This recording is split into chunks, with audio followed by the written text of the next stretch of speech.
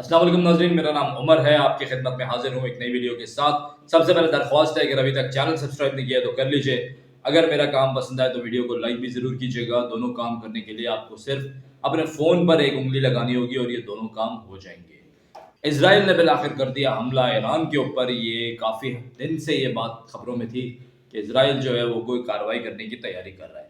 Even पहले भी जब इजराइल ने टारगेट किया था ईरान के अंदर इस्माइल हानिया साहब को, तब भी एक बात कही गई थी ईरान की तरफ से कि हम कार्रवाई करेंगे। ईरान ने छोटी मोटी कार्रवाइयाँ करके ये बात भी बता दी थी कि भाई हम जंग बढ़ाना नहीं चाहते। लेकिन अब जो इजराइल ने कार्रवाइयाँ की हैं, इजराइल ने कहा है हमने ये एक मशक भी की है और हमें जो हदफ इस वक्त अचीव करना था हमने वो भी कर लिया है। कोई हमने सिविलियंस को टारगेट नहीं किया है। हमारा मकसद था इनकी जो एयर डिफेंस, जो ड्रोन्स वाली जो मतलब जो चीज़ें उधर हैं उनको टारगेट करना था बेसिकली, कि बस जिससे इजराइल को खतरा है उस चीज़ को टारगेट करना था। सिंपल टर्म्स में समझे। वो कहते हैं जी हमने कर लिया ये चीज़। यहाँ पे ईरान जो है वो अभी भी यही बात है कि नहीं जी कुछ नहीं हुआ है।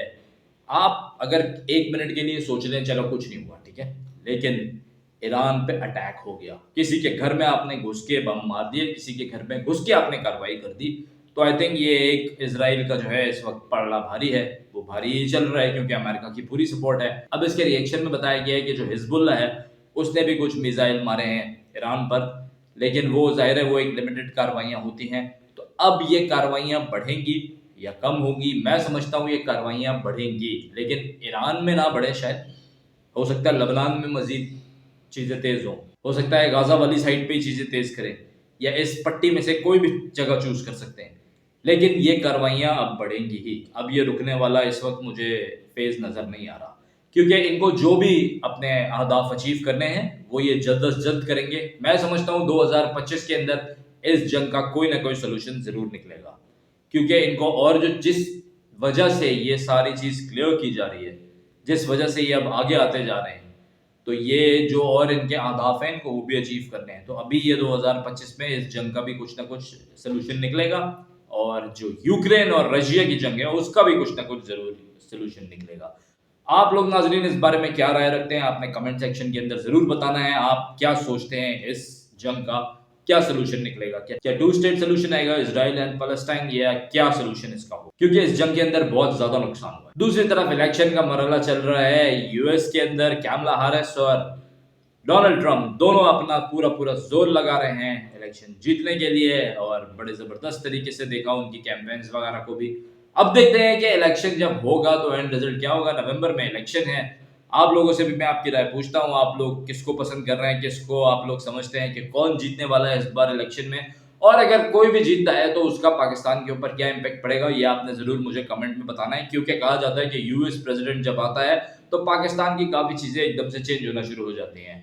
तो अब कोई अच्छा प्रेसिडेंट आ गया, अगर वो पाकिस्तान उसकी गुड बुक में हुआ तो एक अच्छा इम्पैक्ट पड़ेगा। अगर थोड़ा सा ऊपर नीचे हुआ तो फिर देखते हैं, वो उस हिसाब से कोई फैसले हो सकते हैं। क्योंकि जैसे जो बाइडन साहब जब आए थे तो मुझे याद है खान साहब थे उस वक्त वजीर आजम, और बड़ा वेट किया गया था। वो जो फ़ोन कॉल होती है, कॉल का भी एक वेट किया था, या जब खान साहब आए थे तब खान साहब ने वेट किया था। कुछ थी ऐसी कहानी। बहरहाल मैं अभी लोकल पॉलिटिक्स पे आ रहा हूँ, तो इंटरनेशनल के अंदर अभी तक की ये डेवलपमेंट है। और दूसरी तरफ जो तनाज़ा खड़ा हुआ है इंडिया और कनाडा वाला, वो अभी तक वैसी का वैसी है। अच्छा नाज़रीन, अब हम बात कर लेते हैं थोड़ी सी लोकल पॉलिटिक्स की। जो हमला होता है वैन्स पर, एक के बाद दीगरे 2-3 वैन्स थी जिसके अंदर से लोग भागे और फिर वो पकड़े भी गए, और कहा गया कि ये पीटीआई के लोग थे, और दोनों तरफ से फिर वही हुआ कि इल्ज़ामात लगाना एक दूसरे पे शुरू कर दिए गए।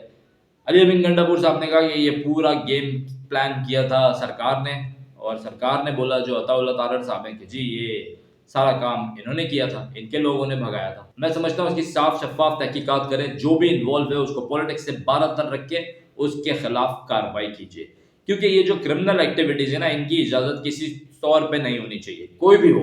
आप जो हुकूमत है, स्टेट है, पुलिस है, जो भी हमारे इदारे हैं, उनको चाहिए कि इसके खिलाफ पूरी पूरी कार्रवाई करें। दूसरी तरफ जो हमारी सिक्योरिटी फोर्सेस पे हमले चल रहे हैं वो बरकरार हैं, उसकी वजह से बहुत बड़ी तादाद में हमारे सिक्योरिटी फोर्सेस की शहादतें हो रही हैं। तो इस अमन अमान को भी हमने यकीनी बनाना है। अच्छा, उसी के साथ साथ सॉरी, मैं एक जियो पॉलिटिक्स के हवाले से एक न्यूज़ यहाँ पे ऐड करना भूल गया कि चाइना और इंडिया का जो एक मसले मसाइल चल रहे थे लद्दाख वाले और सारी चीज़ें, तो उसके ऊपर कुछ पैक्ट हुआ है। क्योंकि अभी ब्रिक्स के इजलास में साथ थे, बायलैटरल हुआ, तो उधर से अब दोनों अपनी फौजें जो हैं वो डिसएंगेज कर रहे हैं। Let's come back to Pakistan. अच्छा जी, तो ये जो अभी मैंने आपको न्यूज़ दी, तो ये अभी तक दोनों तरफ से डेवलपमेंट हो रही है कि सरकार और पीटीआई एक दूसरे के ऊपर इल्ज़ाम तराशी कर रहे हैं, हमेशा की तरह। अब जी पीटीआई के बारे में बड़ी खबरें आ रही हैं, कुछ कह रहे हैं कि ये पार्टी जो है अब चली जाएगी बुशरत बीबी के हाथ में, कुछ कह रहे हैं कि ये हलीमा खान साहिबा के हाथ में चली जाएगी, कुछ कह रहे हैं कि इसके अंदर मजीद 2-3 और फ्रैक्शंस बन जाएंगे, तो ये डिवाइड ही रहेगी। अच्छा, वो जो अभी पेशावर आई हैं, कहा जा रहा है कि वो खान साहब के कहने पर आई हैं। आप लोगों को इस बारे में क्या लगता है कि अब पीटीआई के फ्रैक्शन जो हैं, देखिए धड़े बंदियां तो बनना शुरू हो गई हैं, लोग एक दूसरे से इख्तलाफ कर रहे हैं, कुछ लोग कुछ कहते हैं, कुछ और स्टेटमेंट देते हैं, तो इससे साफ साफ नजर आ रहा है। और लीडर इस वक्त बाहर है नहीं, तो फ्रैक्शंस जो हैं वो तो बनना स्टार्ट हो गए हैं। और मैं समझता हूँ कि एक माजी की पार्टी थी, माजी की नहीं मतलब है तो अभी भी, लेकिन अब वो वाला सीन नहीं है, एमक्यूएम। तो ये इनका भी मैं फ्यूचर में इनको एमक्यूएम की हालत पे जाते हुए देखता हूँ। आप लोग क्या समझते हैं? आप लोगों ने जरूर कमेंट करके मुझे बताना है कि पीटीआई किस तरीके से चलेगी, और पीटीआई और किसको चाहिए आप पीटीआई को लीड करे खान साहब की एब्सेंस में। अच्छा, खान साहब की रिहाई से मुताल्लिक भी जरा बात कर लेते हैं। तो मैं समझता हूँ कि अब अनकरीब जो है ये मामला भी एक तरफ हो जाएगा, खान साहब की रिहाई वाला भी हो सकता है खान साहब को रिहा कर दिया जाए। अब वो यहाँ रहेंगे, बाहर जाएंगे, पॉलिटिक्स में एक्टिव होंगे, वो एक अलग बात है। लेकिन कुछ हलकों से इस तरीके की खबरें आ रही हैं कि अनकरीब जो है वो खान साहब की रिहाई एक्सपेक्टेड है। तो मेरा ख्याल में अगर ऐसा हुआ तो शायद तहरीक इंसाफ के वोटर के लिए ये एक बड़ी अच्छी खबर होगी, क्योंकि तहरीक इंसाफ का वोटर अभी तक बहुत ही कंफ्यूजिंग स्टेट में है। उसको समझ नहीं आती, एक दिन एहतजाज की कॉल मिलती है, अगले दिन जो एहतजाज की कॉल देते हैं वही गायब होते हैं।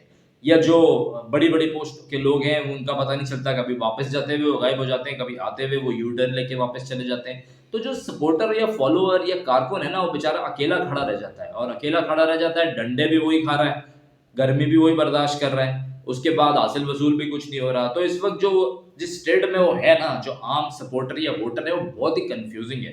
तो मैं समझता हूँ कि जब तक लीडर बाहर नहीं होगा, कुछ करना है नहीं करना, लीडर ही आपको सही गाइडेंस बता सकता है कि करना क्या है।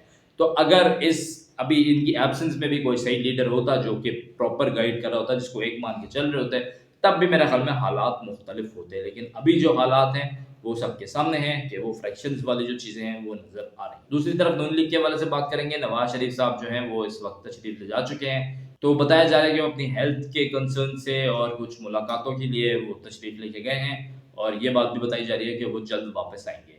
अच्छा नाज़रीन, फिर से मैं पोलियो की बात करूंगा। पोलियो पाकिस्तान में पूरे तरीके से सर उठा रहा है। आपने अपने बच्चों को लाजमी वैक्सीन पिलानी है, और अभी वो डेज भी आ रहे हैं, मेरे ख्याल में शायद 27 तारीख से है, 27 से 29 तक है, या 27 से 30 तारीख तक है, कि पोलियो टीम जाएंगी आपके घरों पर पोलियो की कतरे पिलाने के लिए। तो अगर आपके घर में बच्चे हैं तो मेक श्योर करें कि आपने ज़रूर पोलियो के कतरे उनको पिलाने हैं। पोलियो ऐसी बीमारी है जो ज़िंदगी भर साथ रहती है, और आपका बच्चा जो है वो पूरी ज़िंदगी के लिए माजूरी का शिकार हो सकता है।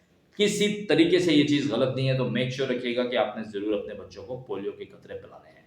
तो नाज़रीन, ये थी अब तक की कुछ इंपॉर्टेंट अपडेट्स जो मैंने आपके साथ शेयर की हैं। अगर आपको पसंद आए तो चैनल को लाइक कीजिए, सब्सक्राइब कीजिए, 5000 सब्सक्राइबर वाला जो टारगेट है उसको कंप्लीट कराने में मेरी हेल्प कीजिए। अल्लाह पाकिस्तान का हमें